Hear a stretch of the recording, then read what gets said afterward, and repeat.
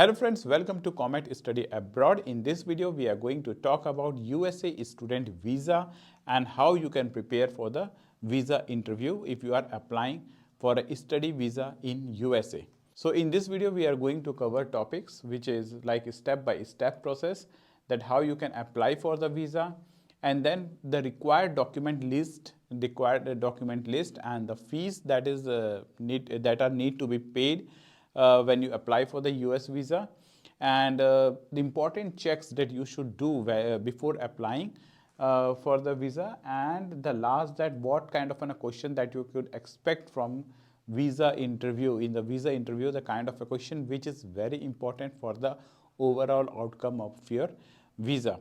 So these are the things that we are going to cover in today's video. So number one, let us discuss about the document list that you need to have with you before you start applying for the US visa. The two things which is very important when you apply first, like when you go for the OFSC, which is like a fingerprint scans and all, that you should have a passport and an I-20 letter. This is the two mandatory things that you need to have for the visa interview. Now, many in our like experience, we have seen that there are many students who have like offer letter with them, and they think that now they could start with their visa application, which actually is not possible, because I-20 is the final confirmation letter that we get from the university, and unless and until we don't have an I-20 letter with us, we cannot proceed with the visa interview. Next is that steps to apply, how you can apply for the visa. So, there we can divide the things basically broadly into two steps, but then number one is that you have to fill the DS-160 form. So each country has a different kind of a form, like UK you will get a different form, for Canada you have a different, for United States you have a DS-160 form.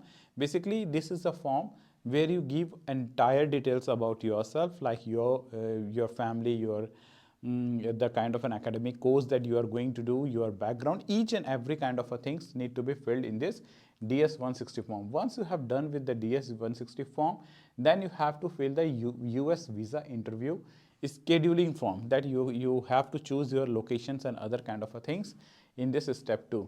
Number 3 is the pay the service fees. How much and how much are the fees? I am going to tell you about this in the later one. Once you have paid the service fees, the next one is that you have to prepare for the visa interview, because the visa the embassies, the consulate, and the person who takes your interview, they can ask many kind of questions to you, and depending that how well you are answering this question greatly impacts your overall outcome of the visa. So though these all the steps are important, this is a step which is not directly under your control, and then interview that day could be any day. So this is the most important thing, and these are the things that even we as a consultant and agent also help the students to do this. And preparing for the visa interview, and then finally you can appear for the visa interview. So once you have done all this step, so now basic, as I have said, that visa application is two broader step. Visa application is the process. Number one process is this, that you have to go for a biometric day. So there are two different dates. One is like biometric day, and second is for the visa interview. So first you have to go with the biometric day. Now biometric day, you need to have these three documents with you. One is the passport, second is the visa appointment letter, and third is the DS-160 confirmation page. Now there is an important thing for the biometric and the visa. The location that you choose for your biometric and your visa interview can be different. So just for an example, you can give your biometric in Delhi and give your visa interview in Chandigarh. So these are the things that can I'm just sorry, you can give your fingerprint in Chandigarh, you can give your visa interview in Delhi. So that is possible, because VFS has a many centers, but the interview center are limited. So you can give your biometric in any center. So that's the one thing that you can keep. But in the DS-160 confirmation page, you have to also fill that where you are going to the US this interview process. So suppose in that You can feel that biometric I'm going to do at Chandigarh, and the interview, visa interview, I'm going to do at Delhi. So you have to accordingly be present over there. So the first step is that you will give a biometric. Second is a visa interview day. So once you have done with your biometric, then you will proceed for the visa interview. In the visa interview, these are the documents that you need to have. These are the mandatory docs that you should have to have: passport, visa appointment letter, DS 160 confirmation page, active service fee receipt, and I-20 of the university. Now, what is active service fee receipts? Usually what happen that we have seen a cases that a student used to pay the service fees and all, and but due to certain circumstances their course get deferred or change. So their service fee receipt doesn't remain active the time when they are applying, because it happened for a significant long period of time. So you need to see that your active fee, service fee receipt should be active. And I-20 of the university, again I-20 should be valid. Their validity date and other things shall be checked properly, because in case of deferral we have to get a new I-20 and other kind of things. Now, other documents that you should keep in your other folder. That means there you should have two folders. One is for this mandatory docs, and second is for this desirable other docs that you should have. That means it is not guaranteed that they are going to ask this, but it is always advisable that you should have this: IT returns and financials of the sponsor, loan sanction letter, financial summary. Financial summary is nothing but then you have to make your assets and liabilities and everything on the Excel sheet. How much you have deposits, how much you have FD, what are your assets, what are your liabilities, all such kind of things comes in the financial summary that you can make in the Excel sheet. The other offer letters and rejection letters, usually students used to they do not disclose, or they do not keep this thing in mind, that whatever the offer letters from wherever you have received, you should keep this with you. And even the rejection letters, because officers sometimes ask that why you have been rejected from those institutes. But then again, it is just that in chance they may ask. You have to keep your resume, academic documents, and if you have done any project work or research papers, so the documents regarding these things you can keep with yourself. Next is that how you can make a US visa payment. So there are two steps for the US visa payment. First fee is that for the visa scheduling portal, for which you have to apply for the F1 visa, which is around $185. And second fee that you have to pay is for the service fee that you can pay in this particular site by going to this, and this particular thing is for $350. So these are the two payments that you have to make while you are making your visa application. Next one is essential checklist, that what kind of things that you need to keep in mind, and all those things before applying for the visa. Number one is check for the passport. Validity should be more than 6 months. Now, this is quite generic and people feel like this is not a big deal, but we have seen cases that students returning from the visa interviews and other things, just because their validity was less than 6 months, because they feel like that they have a time, or they feel like that once they start applying, it happens like they start applying for 1 year or 1.5 years before. That time passport used to be valid, but as the time passes in the application process, and when the interview process becomes near, so a student, instead of changing, because once you change, your numbers and other things get changed. So in order to avoid those things, they go with the same passport. So it is advisable that you start renewing if you feel like that with the session start time, there is like before 6 the validity is going to be like this 6-month window is going to be completed. So you should consider renewing it much early, and whenever you renew, you should always keep your old and new passport with you.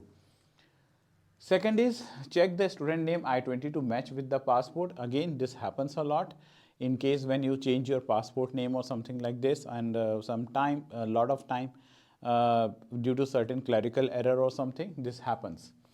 Next is check the service fee is paid on the university on which the student is actually appearing for the visa interview. So what happens in case of service, suppose there are two universities, University A and University B. So a student might have paid the service fees for the University A, but at the same time students might for certain reason may have changed his or her university. Now they are applying for the different university, and maybe they may not have checked it properly, and the service fee pay receipts show it for some another university. Whatever I am telling you, these are all from our personal experience that we have seen that students make such kind of mistakes. So you need to be very much careful that the service fee receipt states the same university for which you are finally applying for the visa interview. Next one is you need to check the location on DS-160 confirmation page is similar to the visa interview. That I have told you earlier that your biometric and your visa interview can be held in a different location, but your visa interview location shall be mentioned while you are filling the DS-160 form, and it should be same. Okay, that's what I have said. So now, what to expect from visa interviews? Now, this is the main topic which is actually critical. Now, they can ask any type of a question regarding to your personal life, regarding to your country, regarding to the United States, and your future prospects and other things. So there are wide range of things, and you can see a lot of materials across the YouTube and other things, and I'm also going to bring such kind of materials frequently. But here I am just putting some guidelines that visa officer can ask about subject you have studied in your bachelor's degree, if you are going for the master's, and subject you are going to learn in your master's degree. All in all, you need to be complete, you need to have a complete understanding of what you are going to study, what you have done, each and everything. You need to go through an entire website of your university and course. All these things are there. In our institute, we used to train our students beforehand thoroughly so that they can successfully clear the visa interview, and they should not be get surprised with any kind of strange questions. Next is they can also talk about technical questions related to your experience, bachelor's degree and master's degree. And also, this is unique thing, they can also ask about the current affairs. So you need to be quite versed with the current affairs. And then there are certain ways to even to say that you are not aware of this, but then there are ways actually. End of the time, this visa officer is trying to judge your genuinity to study, your real intention. So who has the real intention to study, who has a good knowledge about what is happening there around, about their subject, their university, about the living, those are considered to be the genuine students. And other ones who do, even they are genuine, but if they don't have a proper knowledge about these things, they would be considered like potential immigrant or something like that. And then they can ask about the UG project. So they can go even in the details. So you should have a complete knowledge about your subjects and which operating system tools you have worked on. These are the questions that they usually used to talk. Now, I have listed certain important questions. That what is the purpose of your visit? This is a very generic question, can be asked in any interview and for any country. Why this university? You need to make your answer beforehand. Why USA? Who is your sponsor? What does your sponsor do? What are your future plans? Okay, I'm so sorry. So these are the questions that you need to make. You can make a rough answers to all this kind of a question beforehand, so that you could confidently reply about this. And in the next, these are the recent, we have noted down some recent questions that are students have faced recently, and it's sort of new questions. So these are the questions. You can pause the video and you can see that what sort of questions are there that they are asking nowadays, and you can prepare about this accordingly. So let me go to the next slide, and these are the do's and don'ts. So you can again pause your screen and see that what are the do's and don'ts. So apart from answering the question, your body language, your communication skill, your confidence, your behavior, etiquettes, everything matters for the positive outcome of your visa. Next one is outcome. So it depends upon that if you know your area of study very well, and if you can keep yourself very informed, well informed about the recent updates on your area of interest and technology. So you need to keep yourself informed, and there are ways how you can keep yourself informed what is happening. And this is what our USP is. Whenever we start any US interview, US visa preparation, there are certain tools that we tell our students that how you can go ahead. Maybe if you can comment in the comment box that how we can be updated about this, I can make a separate video of this. We train our students regarding this, and most of the time they are able to answer these questions. And future scope of your industry, not in USA but in your country. So suppose if you are applying for an artificial engineering master's, so definitely US is doing really well in artificial engineering, but you need to understand the scope of artificial engineering, or whatever, say you are going for biomedical engineering or whatever, that how your country is going to do in that particular field, because end of the time they do not want that you are applying for the immigration visa. They know, but still they do not want you to judge at that particular time. And yes, this is very important to keep in your mind. For any cases, the officer, visa officer, starts with an assumption that you intend to stay in USA. And if they confirm their assumption that you intend to stay in USA, your visa is going to be get rejected. So now it's up to you that you need to prove them wrong, that you are not going to intend to stay in USA. So they start with complete assumption that they intend to stay in USA, and your answers are going to confirm, or in fact refute their belief that no, you are a genuine student and you have a genuine cause to study in the USA. So how you can do this? You can prove them otherwise if you know your university quite well, if you have a proper finances and know about this, and if you have a robust, clear-cut career plan with you. How you can do this, I can make a separate video if you put all these things in a comment, or else we always give such kind of a service to our student. So thank you for listening to this. In fact, thank you for watching this video.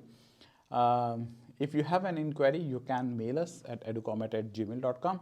Alternatively, you can do a WhatsApp on this number. Usually, we are not able to answer all the calls, whatever we get. But yes, if you send us a message on the WhatsApp, that is really appreciated. And we will try to answer you as soon as back as far as all the study abroad things are concerned. Thanks for watching today's video. We will see you in the next video. Till then, take care and bye-bye.